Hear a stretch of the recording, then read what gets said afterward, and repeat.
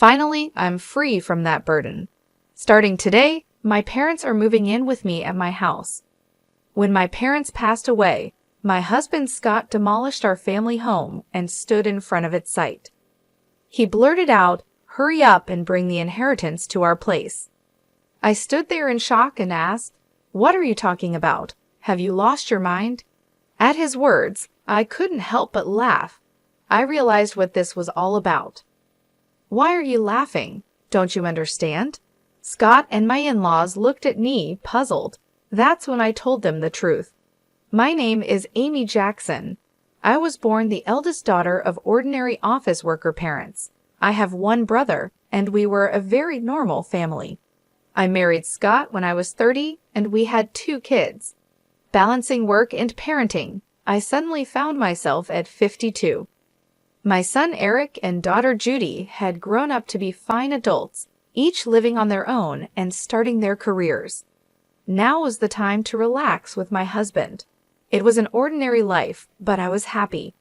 I thought I would continue to age like this, but my simple life changed one winter day. My father was in a car accident and suddenly passed away. He was only 68 at the time. Our whole family was overwhelmed with grief, especially my mother, who was so depressed she couldn't even eat. "Mom, I know it's hard, but you have to eat," I told her again and again. "I know, but I just don't have the appetite. It feels like there's something stuck in my chest," she replied. My brother and I thought she was just emotionally distressed and watched her for a while. However, she rapidly lost weight in just 3 weeks. Worried, I took her to the hospital. The diagnosis from the doctor was shocking. Cancer. The cancer was advanced, and surgery wasn't an option. She had about a year left to live. I hadn't had the chance to really take care of my parents yet. When I thought I had lost my father, now my mother was facing this illness. I was even more devastated than when my father passed, but I couldn't grieve forever. My brother lived far away and couldn't help, so it was up to me to take care of my mother. I told Scott that I wanted to live with my mother. I couldn't leave her alone, both emotionally and physically, during her illness. But Scott's reaction surprised me. "We just finished dealing with your dad's funeral, and now I have to be dragged into more of your family's issues," he said with a sigh, clearly annoyed. "You don't have to say it like that. Can't you just drive her to the hospital and back?" "Do we really have to live with her?" I asked. "I think she might feel lonely. If it's not okay, maybe I can just live at my family home for a while," I suggested. Scott became indignant. "And who's going to take care of my meals while you're gone?" "I'll come and cook, of course." "What about cleaning? Who's going to do the laundry?" he demanded. I fell silent. I intended to do what I could, but I couldn't do everything as before. Being confronted with this reality hurt. If someone said I was being selfish for wanting to care for my mother, I wouldn't be able to argue back. I'm sure my mother, being considerate, would say everything is fine as it is, but I really wanted to do something for my parents. "Fine, but I'm not helping with anything, you hear?" Scott grudgingly said to my silence. His attitude was arrogant, but he had ultimately agreed. "I'm sorry and thank you," I said. Although I thought he was being awful, he had agreed to my wish. I suppressed my desire to argue back and thanked him. Despite the trouble, Scott and I started living with my mother at my family home. We had originally been living in a house provided by Scott's employer. Scott was an only child, and since his father really wanted us to live together, we didn't plan on buying our own home. We were going to eventually move in with Scott's parents. Living in the company housing was more convenient for work, and the rent was only about $1,000 a month, so it wasn't a big burden. But now that we've moved to my family home, we don't have to pay that anymore, and we have more space. I think living together wasn't all bad for Scott. True to his word, Scott didn't help with anything, but I'm glad I could live with my mother. She seemed energetic, but she often felt weak and spent a lot of time lying down during the day. I prepared her meals, fed her, and managed her medication. It would have been impossible for her to do all that alone. "I'm sorry, Amy. Thank you. It's a big help that you're here with me. I should thank Scott too, my mother said, expressing her gratitude many times. She was unaware of the harsh words Scott had said about living together, so she was grateful to him too. One evening, after my mother had gone to bed and Scott returned home, I brought up the subject of my mother's treatment while serving dinner. Scott glared at me and said, "I don't know what you want me to say. I told you I'm not helping with anything," refusing even to listen. I needed someone to vent to, someone to consult. All I wanted was for Scott to listen. Even after 2 months, 3 months, Scott's attitude didn't change. He constantly complained about living together, acting as if he was doing a great favor, and his behavior became more obnoxious day by day, but I couldn't say anything against it. Between worrying about my mother and being considerate of Scott, I was becoming more stressed. Around the time of the 2-year prognosis, my mother's condition worsened rapidly, and she was hospitalized. 5 days later, she passed away. Although I had prepared myself mentally, I was devastated. My brother's family and my children came right away and helped a lot, but in times like this, you really want your spouse by your side. However, Scott was laughing and chatting with his parents in a corner, not helping with the funeral preparations at all. My brother had taken the lead role in the preparations, and somehow we got everything ready for the funeral. But Scott, who should have been sitting in the family section, was at the very back of the relative section. "Scott, I want you to sit in the family section," I said. He replied, "No, I'm fine here. I'm not a blood relative after all." "But you're my husband," I said.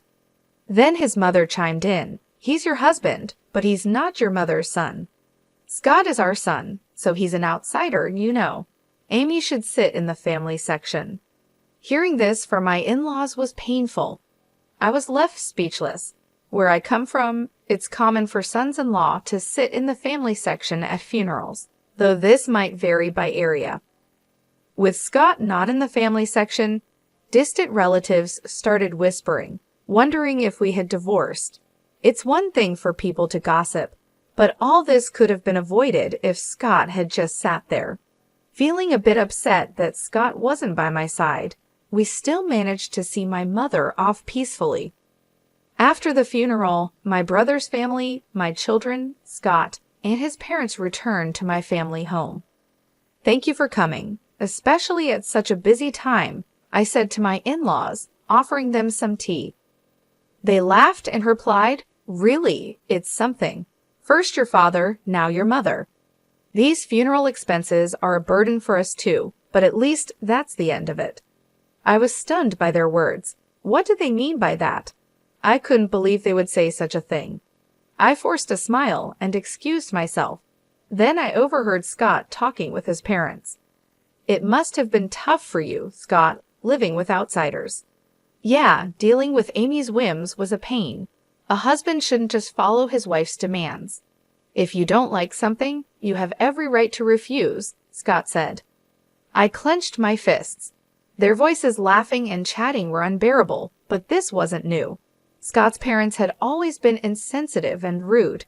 When Scott and I got married, his mother said, "Couldn't you find someone more attractive?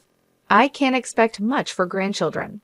His father joked, "They say beauty gets boring after 3 days. With Amy, you won't get bored," and Scott just laughed. Reflecting back, neither Scott nor his parents had said a single comforting word to me, either at my father's funeral or after my mother's passing. Instead, they ridiculed me. I had felt sorry for imposing on Scott, but now I questioned his behavior as a person. I had been too concerned about Scott, while just wanting to do right by my mother. I realized I shouldn't have felt so guilty towards Scott, especially since he wasn't supportive. While I simmered in anger, Scott and his parents continued to laugh and chat in another room. If my brother's family and my kids had heard them, they would have been upset, but fortunately, they were in the kitchen. I was relieved to be the only one who heard Scott and his parents' conversation. Then my mother-in-law spoke up. "Amy," she called. "Yes," I replied, startled. "Can I have this?" she asked, holding my mother's purse. Confused, I stammered, "Oh, well." Your mother won't be needing it anymore, right? Scott suggested I take it home. Maybe I'll just keep it, she said, holding up the purse and inspecting it. I couldn't believe her audacity, especially right after the funeral. I took the purse from her and said firmly, "No, you can't."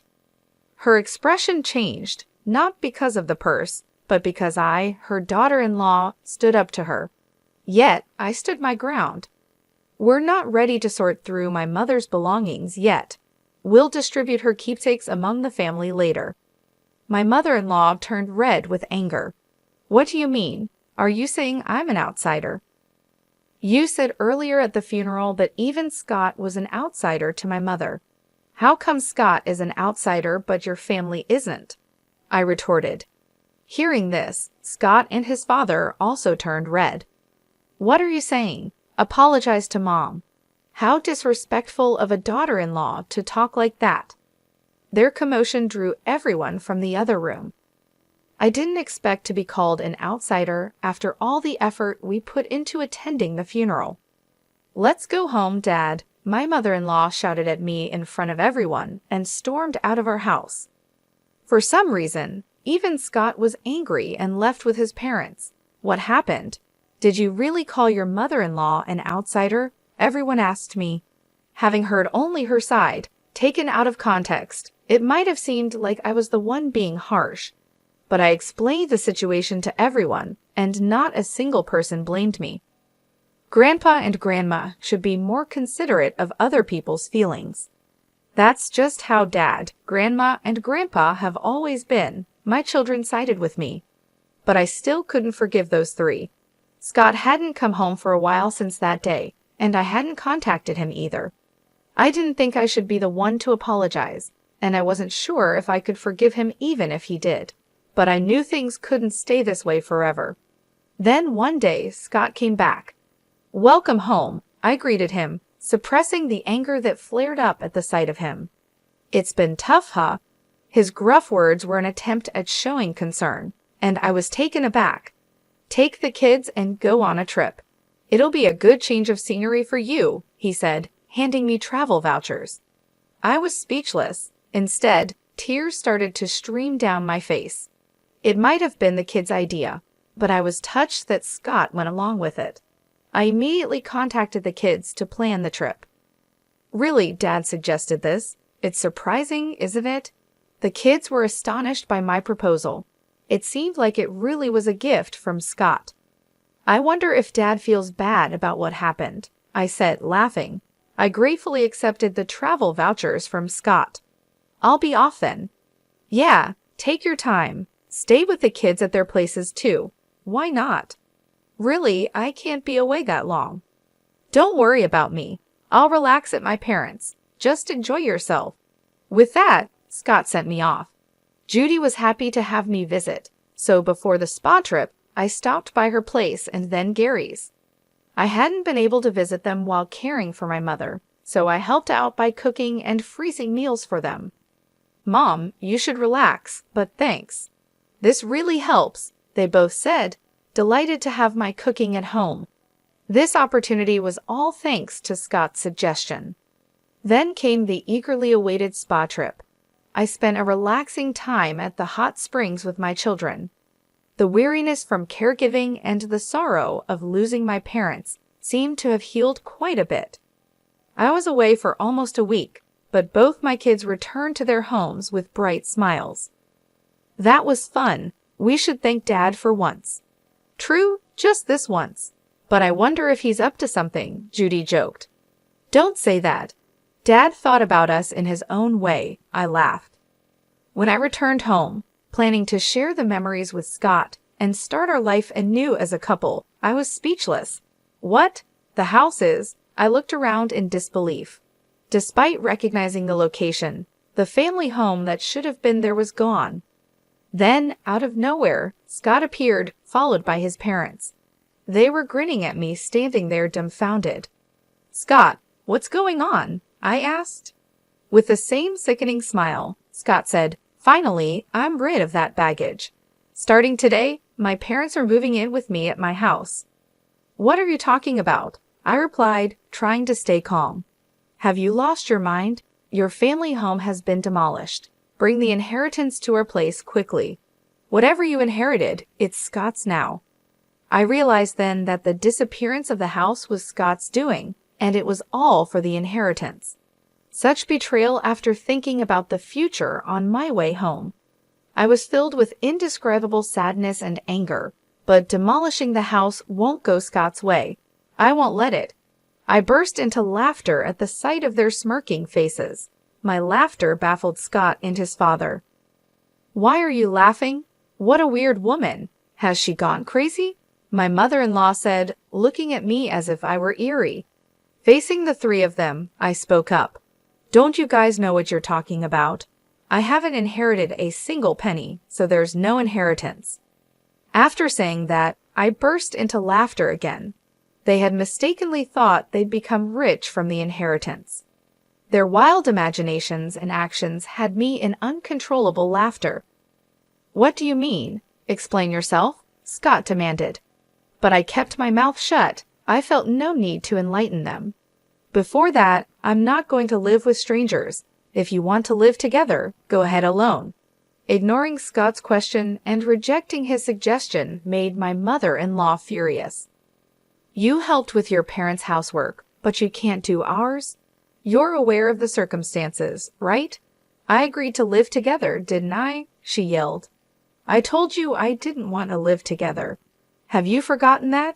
You chose to live together to avoid housework." I refuted them one after another. "Also, demolishing the family home like that, there are things you just shouldn't do." I yelled at them and then left. Behind me, Scott's voice called out, "Where are you going?" But I didn't look back. Right now, I needed to find a place to sleep for the night, and I really didn't want to see Scott's face. I immediately consulted a lawyer. Demolishing a house couldn't be that easy. The house was still in my mother's name. As I wondered which company had done it, an unbelievable truth came to light. Scott and his father had demolished it themselves.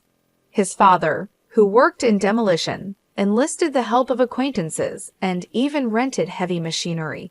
The planning was meticulous. Moreover, they even gave me travel vouchers to get rid of me.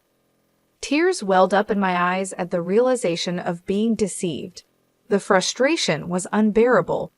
Is there any way to punish all three of them? I tearfully explained my situation. The lawyer smiled at me kindly. "Scott unlawfully demolished the house in your mother's name. He could be charged with property destruction and held liable for damages. Let's start by demanding a formal apology from Scott and his parents." I nodded in agreement, and the lawyer quickly took the necessary actions. A few days later, Scott called me, furious about the legal notice he received. "What's with this certified letter?" he yelled. "Oh, you got it. You destroyed my precious house, so of course you have to compensate," I replied. "Compensate? We said we were moving to my parents' place. I demolished a house that nobody was going to live in. You should be thanking me, not asking for compensation." "Now bring the inheritance and come back home," he said arrogantly. "Thank you for demolishing my house? Don't make me laugh. And what inheritance? It's not even settled yet," I shouted back. Scott was silent, seemingly taken aback by my anger, which I rarely displayed. The reason I laughed when the house was demolished was exactly this. I had a whole year with my mother. It was obvious that we would discuss matters of inheritance. So I told my brother I didn't want anything and to give it all to him. As a result, he inherited all the cash and stocks. He insisted that I should have the house since he lived far away and couldn't manage it. If I wasn't going to live there, it could be rented out. That was the plan. Either you and your father restore the house to its original state or pay the amount specified in the letter. I was considering settling this amicably. "Well, fine. If you can't pay, I'll file a police report and sue you," I declared. "I'm sorry. I didn't think you'd get so angry," Scott said, starting to make excuses. "Of course, I'm angry. What do you expect?" I snapped.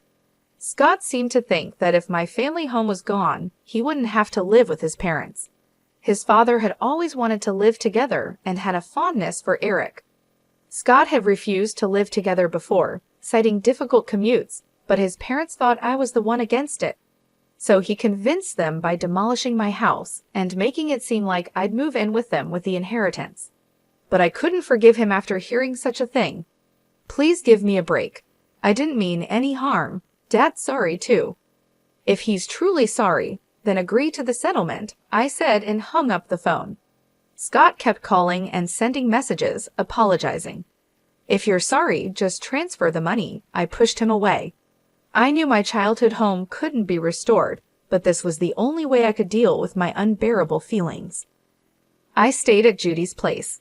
My brother's family and my children knew about the situation, although my brother must have been angry about our house being demolished without his consent. He said, I won't interfere, but I'll help in any way I can. Do what you think is best, Amy. Everyone condemned Scott's actions and supported me.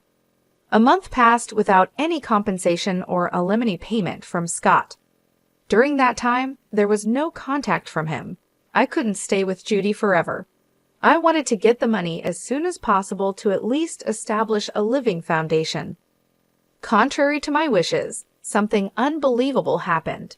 It was revealed by Judy.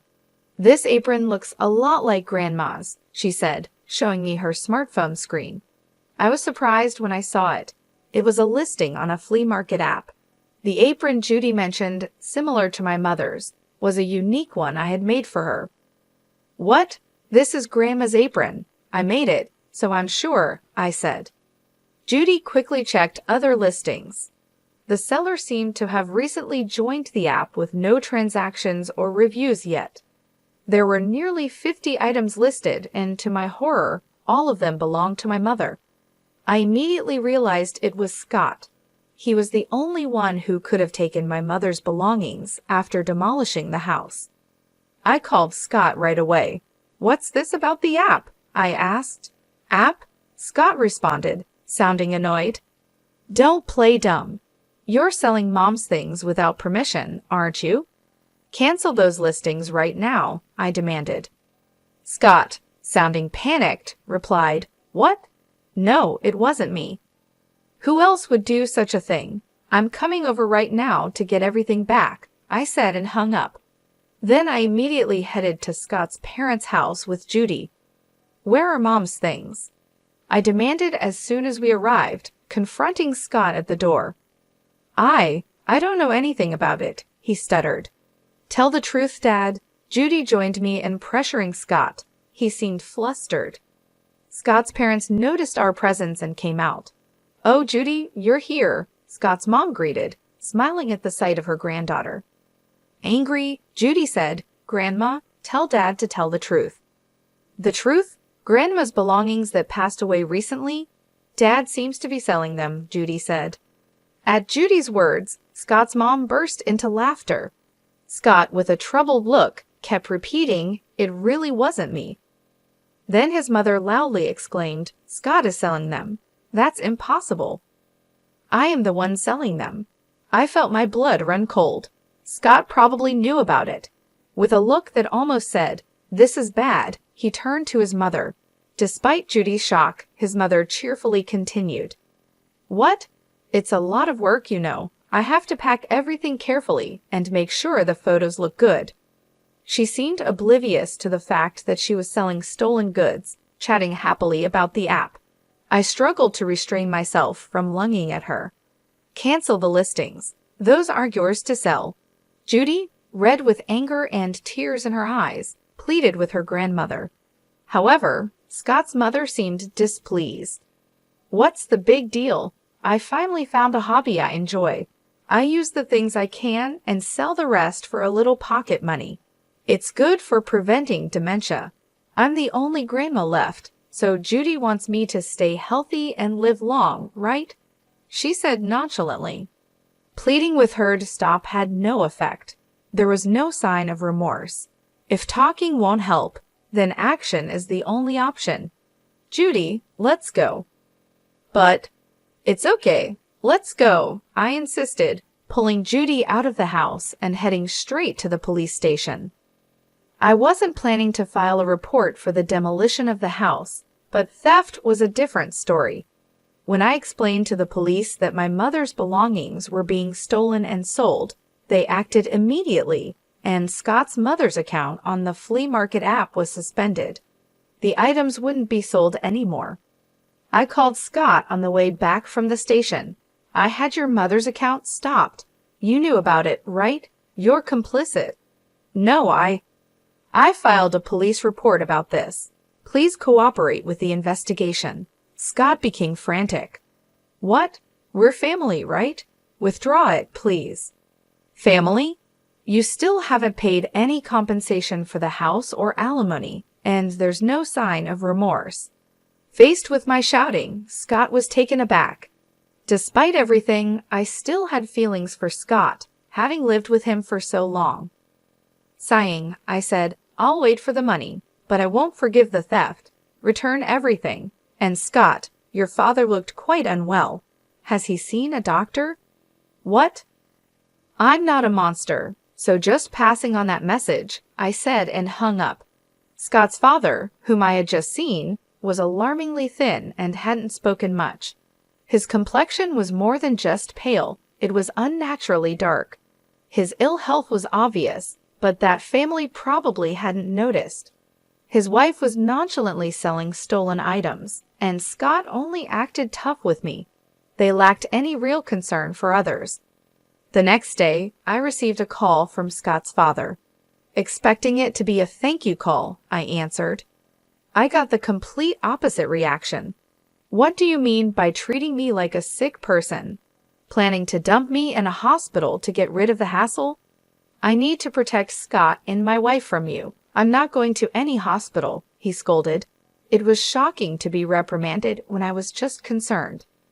Sorry for overstepping. I was just worried. Humph, I'm not frail or short-lived like your parents. Don't make a fool of me, he snapped. I was infuriated by his words, but a few days later, he apparently felt unwell enough to visit the hospital. The diagnosis was terminal cancer. Scott called me in a panic. Dad's got terminal cancer. What am I going to do? I just snorted. I don't know. What did he say when I suggested going to the hospital? He said, I'm not frail or short-lived like your parents, so deal with it yourself. How can you be so heartless, Amy? I never thought you'd be such a person. Did you ever say a single warm word when my mother was sick? Reflect on your own actions, I said and hung up. As expected, Scott's father passed away soon after. As a human being, I didn't want to harbor negative feelings towards the deceased, but recalling everything that had been done and said, I couldn't shed a tear. After his funeral, his will was found. Despite all this talk of not being short-lived, he had made thorough preparations. The house goes to the grandson Eric. The rest of the estate is to be divided between my wife and eldest son. I was surprised to see Eric's name. Scott's father had always favored him, wanting to live with him. He must have wanted Eric to have the house even after his death. It was a nuisance for Eric. Renounce the inheritance. You don't need that house, do you? I told Eric, but he was happy to receive it. Inheriting the house was more of a burden than a benefit due to inheritance tax, but if he was pleased, I had no right to say anything. Following the will, Eric inherited the house. His grandmother was happy and paid the inheritance tax. He's our successor, after all, she said. While that's not wrong, I felt a bit sad as if Eric had been taken from me. Then something unbelievable happened next.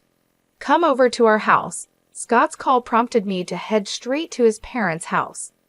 When I arrived, I saw Scott's mother and Scott himself standing in front of their house, stunned. Just like I once had been, the site was filled with heavy machinery and trucks labeled with demolition company names. Workers were tearing down their house right before our eyes. What's going on? It's my house. I can do what I want with it, Eric said, appearing from somewhere, looking satisfied as he watched the demolition. Eric, what are you doing? Stop this right now, Scott shouted. Stopping it now won't make it livable anyway, Eric replied. What have you done? Scott's mother and Scott were begging Eric, but Eric just laughed. Did you forget what Grandpa and Dad did to Mom? Grandma, you were awful to Mom too, right? Did you apologize? Eric's smile turned into a sharp glare at Scott's mother and Scott.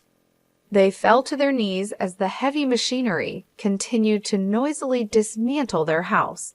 I finally felt relieved seeing this scene.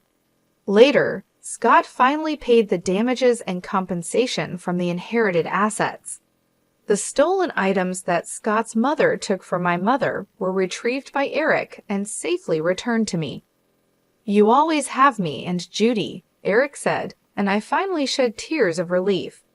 Scott's mother and Scott, having lost their house and left with no money, were now living in a company house again. Scott and I had moved out of the company house, but now Scott and his mother had to return, becoming the subject of rumors. I explained the whole truth to Scott's colleague's wife, who we were on good terms with. Scott and his mother will likely have a hard life in the company housing, but it's their own doing. After Scott's retirement, they'll be forced to save up for a new place to live. I sometimes think about asking my friend how Scott and his mother are living now, just to have something to talk about. After that, I continued to stay at Judy's house. Then Eric got engaged to be married. He was planning to build a house. The land of the former family home sold for a decent amount, and I was glad to see that even that house served a purpose. "Mom, come live with us," Eric offered. His fiancée welcomed me warmly. Since I couldn't keep relying on Judy, who lived alone, indefinitely, I decided to take Eric up on his offer. I am thinking of living happily with my new family, determined not to become a mother-in-law like my own mother-in-law.